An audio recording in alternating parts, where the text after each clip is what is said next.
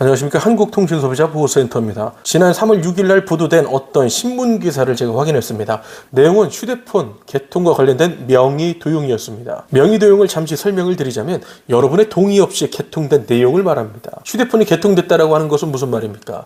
휴대폰 요금을 내야 할 의무가 생겼다라는 것이고, 새로운 계약을 통해 기기값을 납부를 해야 될 의무 역시 생겼다라는 것을 말합니다. 그러니까 지금 문제가 된 이 내용은 실제 소비자가 동의한 내용이 일절 없음에도 불구하고 휴대폰이 개통이 됐고, 그 개통된 내용을 처리하는 과정에서 생긴 비정상적인 내용을 다루고 있었습니다. 무슨 내용일까요? 한번 들여다보도록 하겠습니다. 어느 날 해당 민원인에게 휴대폰이 개통됐다라는 문자가 들어옵니다. 당연히 개통한 적이 없으니까 고객센터에 연락을 했죠. 그런데 고객센터의 반응이 신분증을 요구하더랍니다. 이 민원인 같은 경우에는 고객센터에서 내가 내 번호로 직접 연락을 했음에도 불구하고 신분증을 거듭 요구하는 그들의 주장이 이상하다라고 판단돼서 응하진 않았대요. 그리고 후속 조치로 경찰서에 따른 신고도 하지 않았습니다. 그런데 3개월 정도가 지났을 때 추심업체에서 연락이 왔다는 거죠.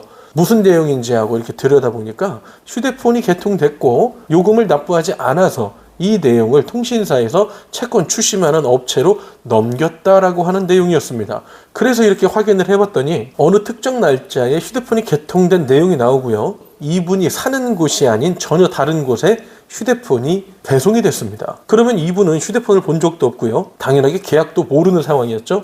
물론 경찰서에 신고도 안 했고요. 고객센터의 요구에 응하지도 않았습니다. 하지만 명의 도용 피해를 입었다라는 사실 자체는 지금 상황으로 놓고 봤을 때 사실인 거죠.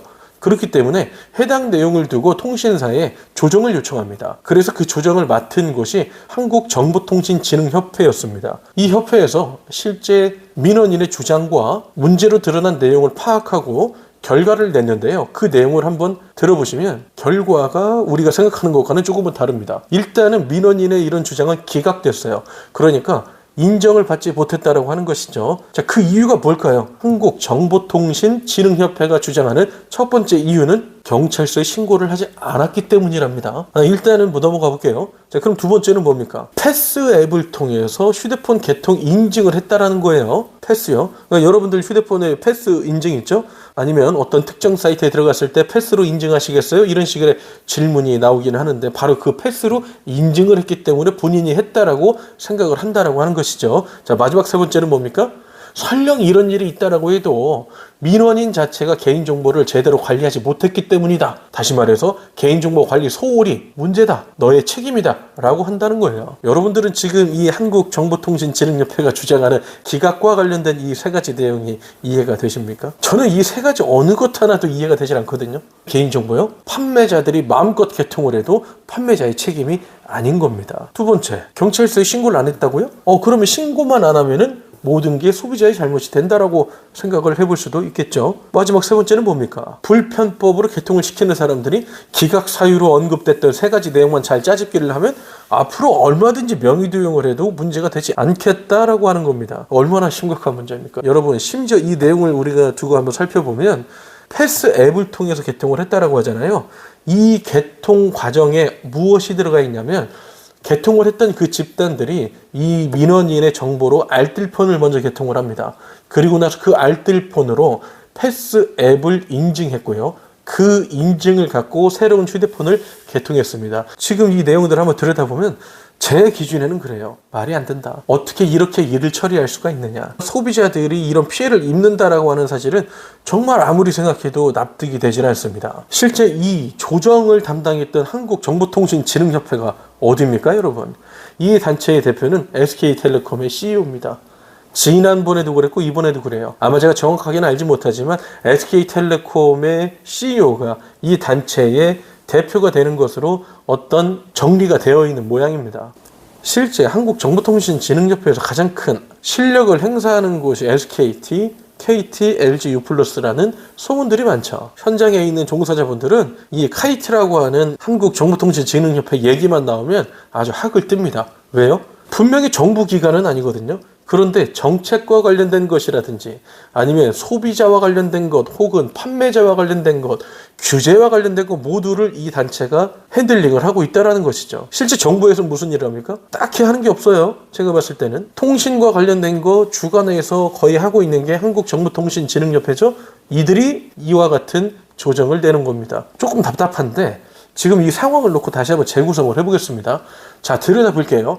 내 휴대폰이 개통됐습니다. 근데 나는 몰라요. 누군가가 내 정보를 갖고 휴대폰을 개통했고 심지어 그 과정에서 알뜰폰을 먼저 개통한 다음에 패스 앱을 통해서 휴대폰을 개통한 다음에 단말기를 처분하고 이 계약과 관련된 채무적인 부분만 명의자에게 돌렸다. 지금 상황이 이거거든요. 그런데 그 과정에서 빠진 게 뭐냐면 경찰서에 신고를 안 한 것, 통신사의 신분증 제출 요구에 응하지 않은 것, 이 두 가지예요. 다시 한번 복기를 해보니까 다시 한번 또 어이가 없네요. 내가 모르는 휴대폰이 개통돼서 신고를 하고 전화를 하고 조정 신청을 했음에도 불구하고 조정이 받아들여지지 않는다. 개인정보 관리 소홀이다. 이게 무슨 정말 개 풀 뜯어먹는 소리입니까? 저는 이게 지금 2026년도 우리 대한민국에서 일어난 일이라고 생각이 들질 않습니다. 팔이 안으로 굽어도 적당히 굽어야죠. 우리 소비자들을 얼마나 쉽고 만만하게 생각을 한 겁니까? 저는 아무리 생각해도 이해가 되질 않습니다. 혹시 여러분 이와 같은 비슷한 사례가 있죠?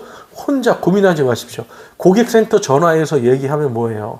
고객센터에서 제대로 받아줍니까? 이런 경우에 텔레콤이나 통신사에서 어느 정도 합의를 제한하는 경우도 많다고 들었거든요. 그런데 그 합의도 제 기준엔 그래요. 소비자가 일단 피해를 보지 말아야죠. 피해를 봤다라고 하면 소비자가 납득할 수 있는 정도의 수준이 된다거나 혹은 이런 상황이 되려면 소비자가 정보가 있어야죠. 그래야지 실제 이 합의에 응하는 것이 좋은지 응하지 않는 것이 좋은지를 판단할 수 있을 거 아닙니까? 그런데 통신사는 어때요?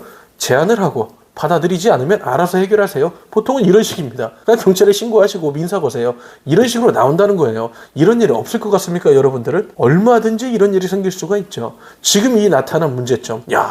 내 개인정보를 갖다가 휴대폰을 개통해서 명의 도용으로 이런 식의 범죄를 저질렀음에도 불구하고 소비자의 개인정보 관리 소홀이다 라고 조정실에서 얘기를 해버린다면 우리는 누구한테 가서 얘기를 해야 됩니까? 이게 정상인가요? 저는 참 답답합니다. 이런 소비자분들이 늘어나는 것도 답답하고 조정실이라고 하는 곳에서 이런 결과를 내놓은 것도 답답하고 현장에서 계속해서 이와 같은 명의 도용이 터져 나오는 것도 답답하고 정말 피해를 입은 우리 소비자분들이 우리 센터에 연락을 해서 조금이라도 내용을 언급을 해주신다면 저희가 해드릴 수 있는 최선을 다해서 이런 답답한 일이 생기지 않게 도움을 드릴 텐데 라고 하는 생각이 너무 지배적입니다. 지금 우리는요 부당한 거를 요구하는 게 아닙니다. 우리의 주장이 억지가 아닙니다. 우리가 원하는 것들이 비상식적인 것들이 아닙니다. 우리가 원하는 건 뭐예요?